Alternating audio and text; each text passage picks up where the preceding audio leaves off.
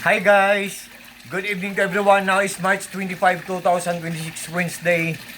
As you can see guys, andito na naman ako sa koi fish pond ko kasi honestly guys, dito talaga ako nagtatambay guys pag wala akong ginagawa. Ito po ang mga pets ko guys, mga koi fishes guys. Look at them guys. Look at them guys. They are so very beautiful and wonderful guys.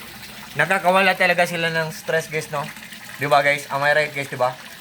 Yan. And guys, sa video kong to guys, ipiplex ko ang nagbibigay ng linaw sa tubig ko. Believe me or not guys, maniwala kayo sa hindi. 3 months na ang almost 3 months na ang tubig ng pond ko pero hindi ko pa pinalitan ng bago. Oh. Still clear pa rin ang water. What I mean po, still clean pa rin or clear. Oh. Ang bottom niya makikita pa rin. Ang ilalim niya, ang floor ng ilalim niya, ang ground na ilalim niya, makikita pa rin. Ang linaw-linaw ng tubig. Yan. Kasi nang dahil yan sa UV light ko, ito guys UV light, pinapalinaw niya ang tubig at pinapatay niya ang bakterya sa tubig. Waterproof siya, underwater siya, UV light. Galing po to siya sa Yeezy Aquarium Shop. Ang bait pa ng seller nito. Seller, God bless po. Thank you so much po. Ito ang UV light guys. Nasa ilalim siya ng tubig. Malaki na UV light ko at maliit na UV light ko. Guys, kahit nasa ilalim siya ng tubig, hindi siya masisira. Kasi waterproof siya. UV light. Pinapatay niya ang bakterya sa aquarium. Pinapatay niya ang bakterya sa tubig sa pond.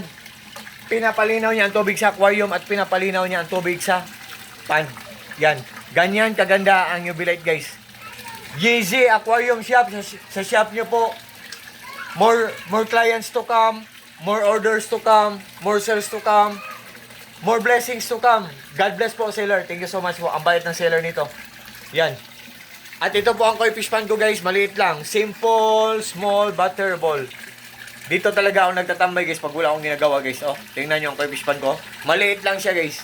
At ang ornamental plant ko guys. Na peace lily. Namulaklak na siya. Hi. Hello. Welcome. Yan.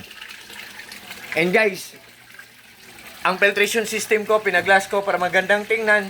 Pinawilding ko para maghang, para mas lalong magandang tingnan. Pero medyo maganda din ang presyo sa pagpapagawa niya namin guys. I'm just joking guys. I'm just only kidding. Yan. So yan.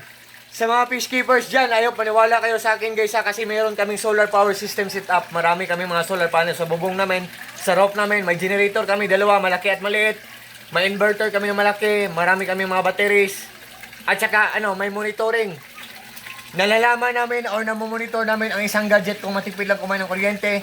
Ang UV light na galing sa Yeezy Aquarium Shop, matipid lang sa kuryente, good pa ang quality, tapos mura lang. So, to all fish keepers, good evening and happy fish keeping. Sa lahat ng friends ko, thank you so much sa trust. God bless sa ating lahat or God bless us all and that's all. Peace. Thank you so much guys.